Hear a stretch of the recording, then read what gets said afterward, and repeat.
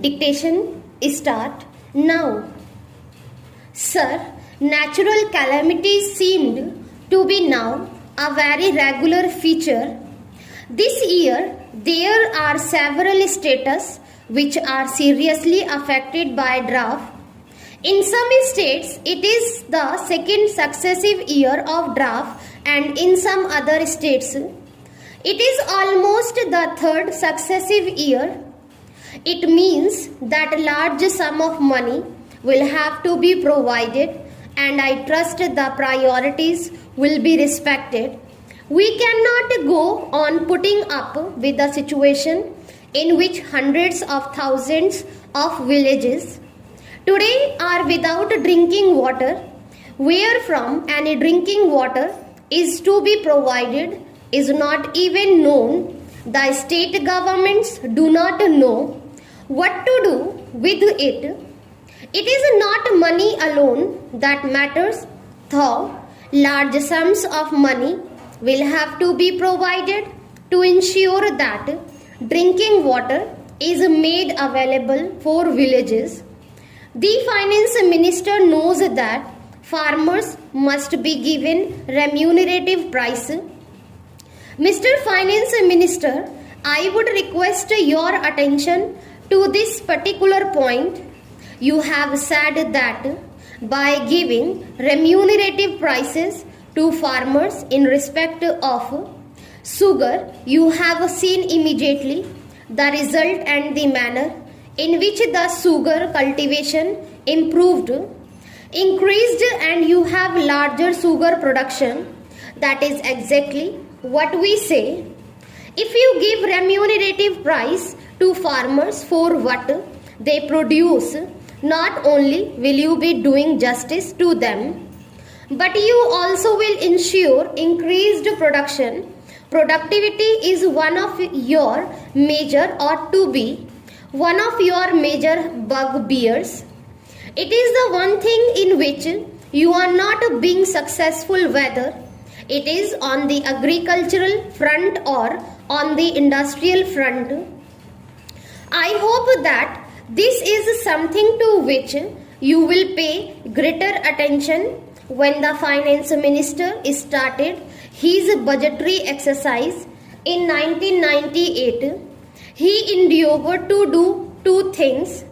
One was to loosen the tight regulatory grip that he had on industry. Government decided to loosen it a little bit. The second thing that they had decided to do was to streamline the fiscal and budgetary process so as to enhance revenue collection and stabilize the business and trade.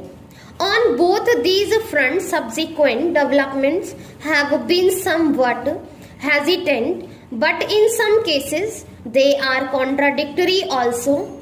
So far as loosening the tight grip that government has on the industry, I think government has realized that by really loosening it in a judicious way, there has been tremendous improvement in the situation.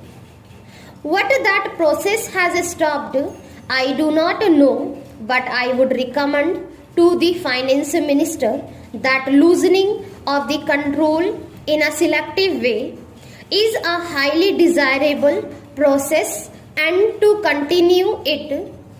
If you want to ensure that productivity increases, productivity can only increase if there is less and less restrictions and fewer restrictions.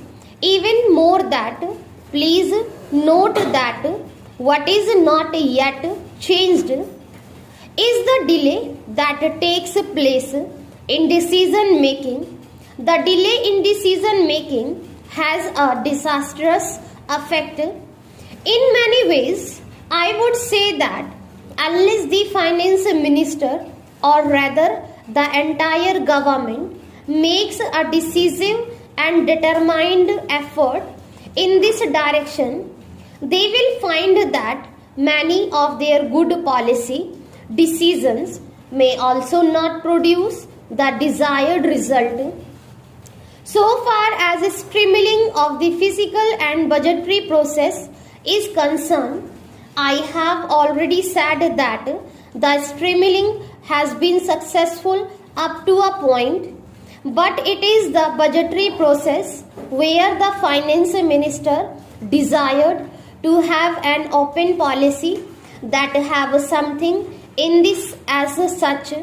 He has been in fact making a budgetary every month in the sense that physical changes that are frequently being made, the way in which excise duties are being changed and changed in significant way, give that impression some of the changes that are being made may have a really disastrous effect on industry.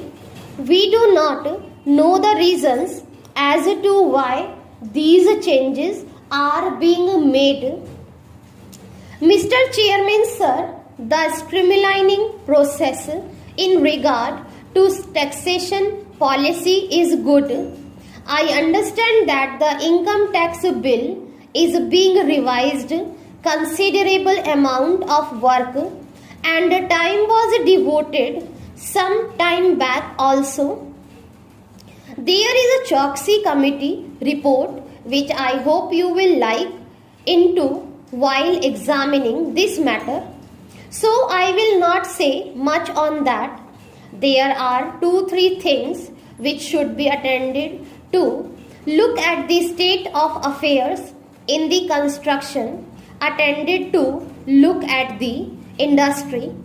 Why is the construction industry not flourishing as much as it should be at a time when there is tremendous housing shortage? It is certainly entirely because of the way in which the Urban Ceiling Act is being operated.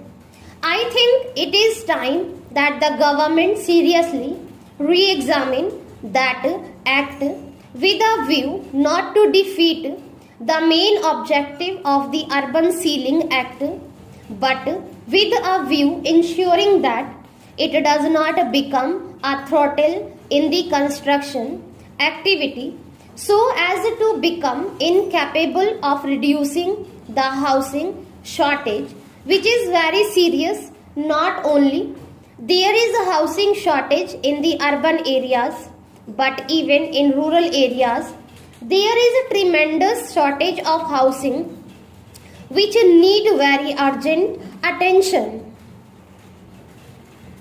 8.12